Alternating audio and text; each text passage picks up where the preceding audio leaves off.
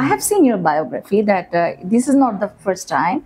You came in our country first in 2015, right? That's correct. And my job was to come here to Bangladesh and audit a sewing school because my area of expertise is in vocational training and the school. And the school name is Alhaj Amizuddin Orphanage. That's exactly right. Right. We were all involved, and I was the person who was chosen to get this award, and it was for services to the community and services to education. It was a huge honour. Yeah, and it's a very prestigious. সুপ্রিয় দর্শক সবাইকে স্বাগত জানাচ্ছি business ডেইলির সাপ্তাহিক বিশেষ আয়োজন corporate ডেইলিতে। আর আমি তৃণা তো আছি আপনাদের সাথে পুরো অনুষ্ঠান জুড়ে। আজকে বিজনেস ডেইলির এই কর্পোরেট ডেইলিতে এমন একজন স্পেশাল গেস্ট আমাদের সাথে আছেন যিনি আমাদের জন্য না আমাদের দেশের জন্য খুবই স্পেশাল। তিনি Mrs Sandra McCarthy, the chairman of Sandra Foods International limited.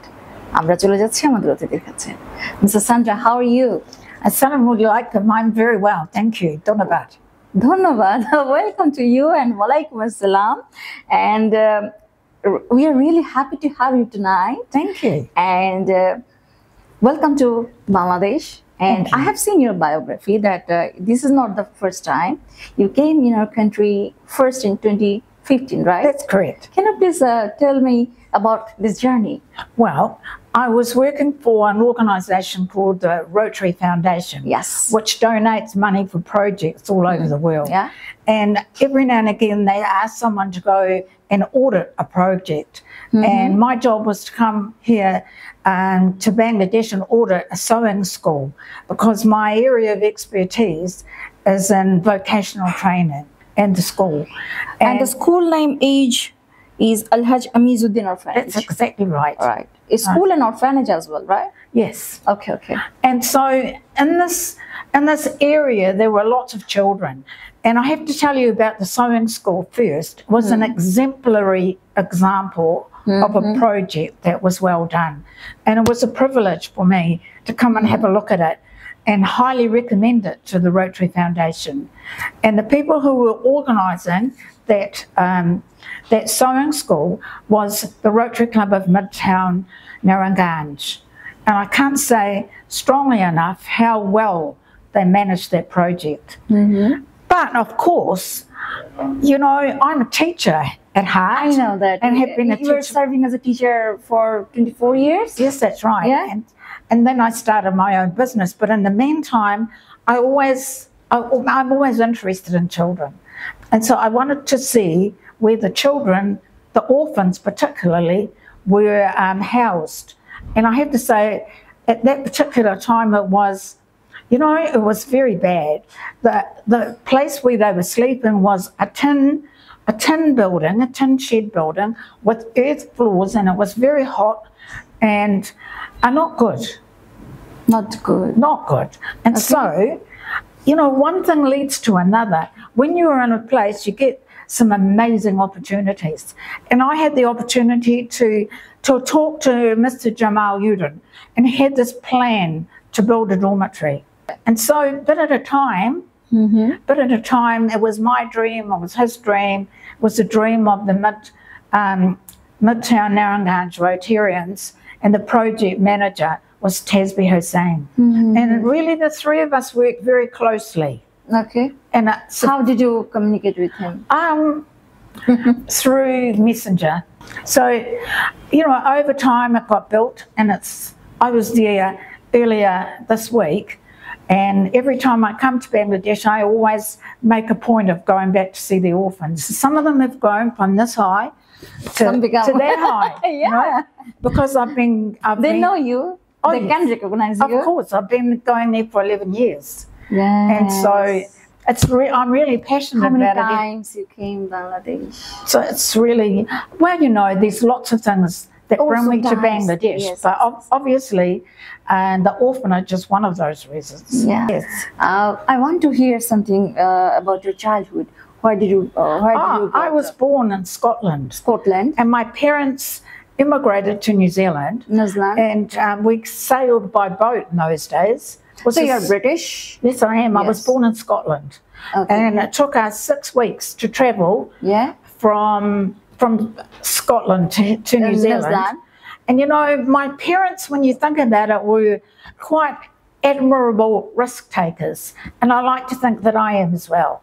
Yes. You know, sometimes when you are travelling the world on your own, Yes. it can be scary. Okay. And I have to say that I have been looked after so well every time I come to Bangladesh. I can't tell you how grateful I am.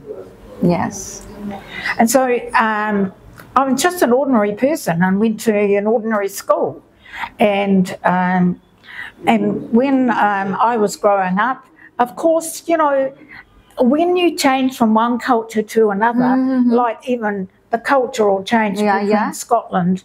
How old you were at that I was time?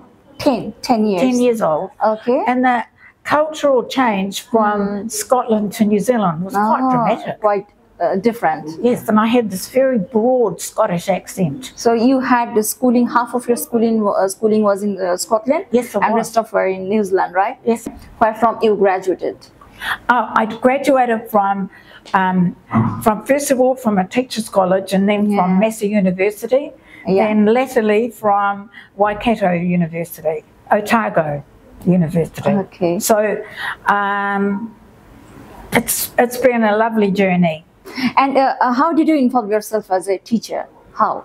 Did you like teaching? I adored teaching. From the time I was very small, I was destined to be a teacher.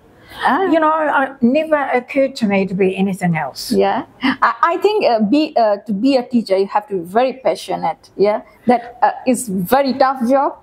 Teaching someone. I think, you know, when I first became a teacher, it wasn't as difficult then as it is now. In New Zealand, life as a teacher is very, very demanding. Yes. And I left teaching, not because I didn't like it, but because I really wanted to be my own boss. Yes. So that's why I started a private vocational school, if you like, called People Potential. And you know, you came here for vocational training, yeah? I came because I was, I know a lot about vocational training. Also, there's no point in sending somebody to look at a sewing school if they don't understand the mechanics of working with adults. So what type of things you teach? I taught English and history, basically. English and history? Yes. Wow. That's when I was teaching in the traditional New Zealand system. Yes. And I loved it. Okay, so you always taught in New Zealand, not in UK? No, only in New Zealand. Your parents, your family, all are in New Zealand? Yes. Now. You're settled there? Yes. And you consider our country your second home. How it became your second home? Well, when I came to look at the sewing school, you know, I was overwhelmed with the friendliness of all the people I met. And then I got involved in the orphanage, and then I wanted to come back again to see how it was going.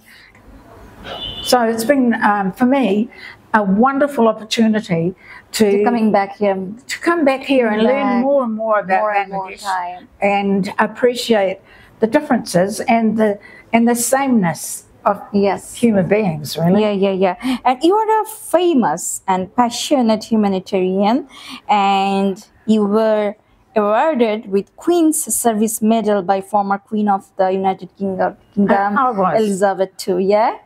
Well, you know, it was in 2010, which is a while ago, and I have to say, and I always believe that whenever you are rewarded, it's never just you. Yeah. It's always a team. You know, you understand that because you work with a team yourself. And so, you know, for me, it was about the team of people that I've worked with and the team of Rotarians that I've worked with and my husband and my family. We were all involved, and I was the person who was chosen to get this award, and it was for services to the community and services to education. It was a huge honour. Yeah, and it's a very prestigious. How did you involve yourself in this food business?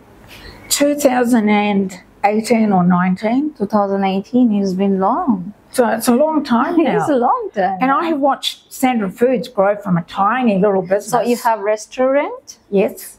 Exchange shop? Yes, cake shop. Quite a big factory. Yeah. and more than 300 staff. Staffs, yes. So, I mean, the reason I'm interested is that I value people being employed. You know, I think it gives people personal integrity and dignity. Yes. And also they can help their own family, stand on their own 2 feet. Also, I'm very interested in the notion of upskilling people within your own business. So how many shops you have now? 16. 16 shops all over Bangladesh or inside Dhaka only? In Dhaka, in Bonasri. Oh, you know the name of Bonasri? Yeah, absolutely. We started in Bonasri. Oh, the first cake you shop launched in Bonasri? It was in Bonasri. Okay. And now it's quite big in Bonasri. Okay. It's not just a cake shop, but there's a factory. I mean, there's quite a big cafe, and they sell a wide variety of food. What type of food do you serve? We sell, sometimes we're selling obviously Bangladeshi food, but quite a lot of pastries and cakes and things that people can buy and take home. Coffee. Yeah. And all manner of drinks. Fruit juice. Fruit juice? Yes. Okay. So very good tea. And you know, like I'm a coffee drinker. Yeah. And I'm addicted to coffee, which is good. So I'm not an expert in Bangladeshi tea. Yeah. But I hear that the tea at Sandra Foods is exceptional. What about your raw material? Like where from you get it? This raw material locally? Well, some is imported. Yes. But we try to access the best raw materials we can. But you will be aware yourself that the price of raw materials just keeps going up. Yeah. And it creates a challenge for us every day. Oh, really? Every day to manage to still create excellent healthy food, but make it still affordable so people can buy it.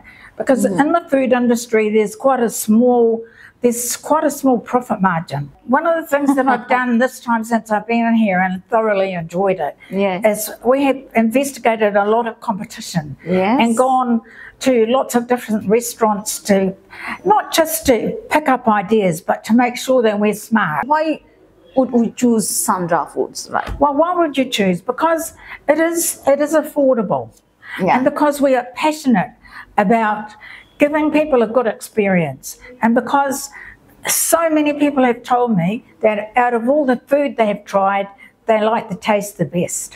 How do you see the role of women in humanitarian leadership? Well, I think it's very important. I think that women have a different set of eyes to look at the world. I think they look with empathy. Yes. And I think they look with sympathy. And I think they look with a more motherly eye. Yeah. I'm very proud to be a New Zealander and have experienced 2 women prime ministers.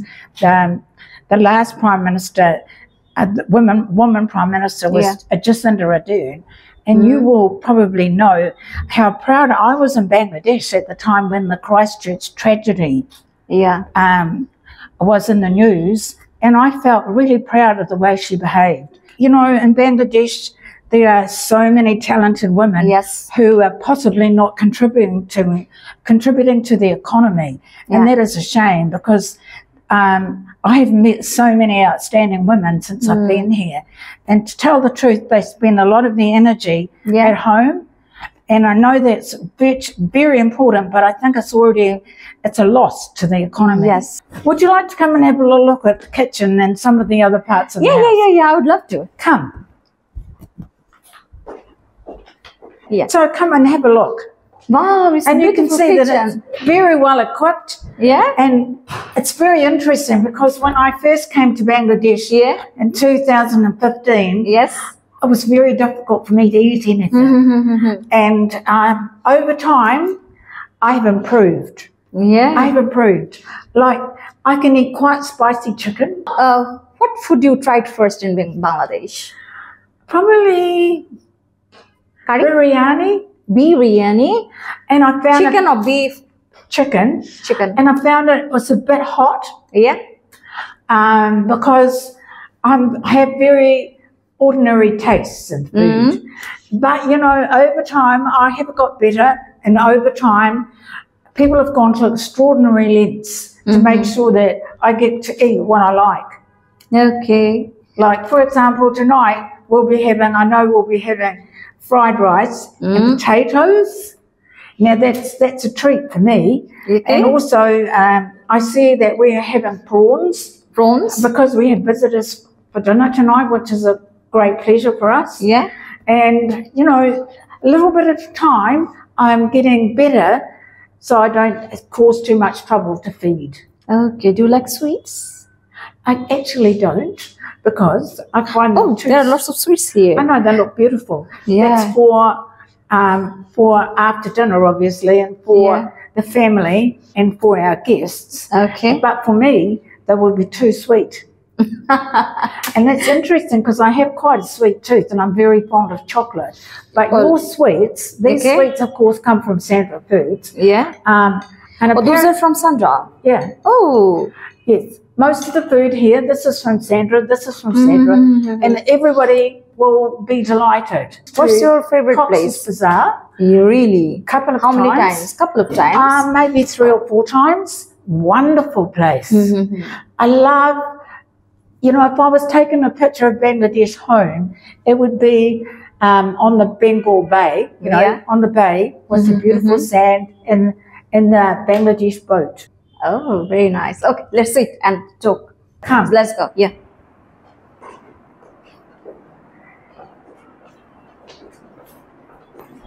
It's like living in a 5-star hotel. Really? Look at this. What about your family members? Where are they living? In New Zealand? You know, I'm really fortunate that my family live in the same town as where I live, in the same city. And it's not the case for many older people. You know, their children are in Australia or in the United Kingdom or spread all over the place. But me, my daughters, my grandchildren, and my great-grandchildren, I see them almost all the time because we live so closely. Really? You're very fortunate. I am really lucky. And they're beautiful people as well. Yes. My daughters are very, very interesting and very successful women, and I'm ever so proud of them. You're a proud mother. Yeah, one of my daughters runs our family business called People Potential. You know, I told you about a vocational college. Yeah. Well, she and her husband run that, and 2 of my granddaughters, they work there. And my other daughter is a nurse, and she's just been appointed to a Pacific Island position, which is really important in New Zealand to make sure that, you know, the health access is equitable. Yes. So she is a force to be reckoned with as well. So I'm terribly proud of both of them, and I'm lucky that I see them several times a week. Wow, wonderful. I know. So it's great. It's great. So we are at the end of our show. So at the end of our show, there are a portion of rapid fire. Yeah. Okay. There'll be a few questions you have to answer in 1 word or 1 sentence. Okay. If you give me the permission, I can start. Okay. Okay. So, first question: what does leadership mean to you in 1 sentence? It means having integrity and looking after the people you lead. Yes. Okay. My next question: if you had to choose education or business, which one creates more lasting change? Education. Education. What is the most important skill for young leaders to develop today? I think it is to not just be determined, but to be able to get up again when you have to fall down. Yeah. You know, it's that business of having resilience. Yes. That's what I Resilience. think. Yeah. Do you believe success comes more from vision or from discipline? Discipline. Discipline. Okay. In 1 word, what is the greatest challenge facing humanity right now? I find it so heartbreaking that there is so much trouble in so many parts of the world. Yeah. And it's based on greed, or I feel devastated for humanity. Yes. In 1 word, it's I'm devastated. Yes. I feel like we've gone nowhere as humankind. Yeah. They're no more kind. No more kind, no more gentle. Yes. They don't look after each other. They don't look after their neighbours. So next question. Which has a greater impact, individual effort or collective teamwork. collective teamwork. Teamwork, yeah. If you could change one thing about global education, what would it be? It's accessibility to everyone. Yes, accessibility, yeah. What do you value more, innovation or tradition? Innovation. Innovation. In your view, is empathy more important than intelligence in leadership? Empathy. Empathy, yeah. Okay, it will be your last question. What one principle guides all your decisions in life? It's about understanding that the way you treat people is critically important.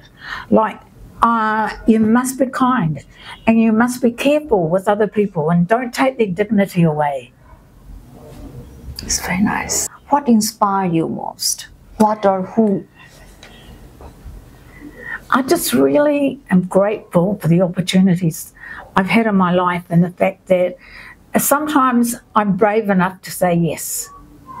Really? And doors open and opportunities come, and it's given me a very rich quality of life, and for that I'll be always grateful. And I will never look back and think, what if? Okay. So did you ever face any failure? Oh, of course. And when I talk about resilience, it's every business faces really big challenges, and you have to get up on your feet and say, what did I learn from that? You know, and it's about taking personal responsibility. As a leader, you have to you can't blame other people. You're the boss. So basically, the buck stops here. Yes. It's my fault. Thank you so much. It's the end of our show, and thanks for being our guest. And we are very fortunate to have you tonight. And for me, it's a big opportunity. And I learned a lot from I'd like you. to thank you so much, Donabad, you so much. for your wonderful questions and giving me the opportunity to talk to you tonight. It's been most interesting. Thank you very much. Donabad. Assalamu alaikum. ওয়ালাইকুম আসসালাম। সুপ্রিয় দর্শক, আশা করি আমার মতো আপনারাও enjoy করেছেন Mrs সান্ড্রার সে conversation. তিনি বাংলাদেশে বহুবার এসেছেন 2015 সাল থেকে 2025 সাল পর্যন্ত। তিনি বাংলাদেশের মানুষকে ভালোবাসেন, বাংলাদেশের মানুষের হসপিটালিটি ভালোবাসেন, বাংলাদেশের খাবার ভালোবাসেন, বাংলাদেশের সবকিছুই তার মনকে টাচ করে। আর গড়ে তুলেছেন একটি ব্যবসা প্রতিষ্ঠান, সান্ড্রা ইন্টারন্যাশনাল লিমিটেড। দর্শক, এরই সঙ্গে শেষ করব কর্পোরেট ডেইলি। আর আবারও দেখা হবে আগামী পর্বে এমন কোনো বিজনেসম্যান কিংবা কর্পোরেট টাইকুনকে সাথে নিয়ে। আপনারা চোখ রাখুন বিজনেস ডেইলির ফেসবুক পেজ ও ইউটিউব চ্যানেলে। ধন্যবাদ সবাইকে।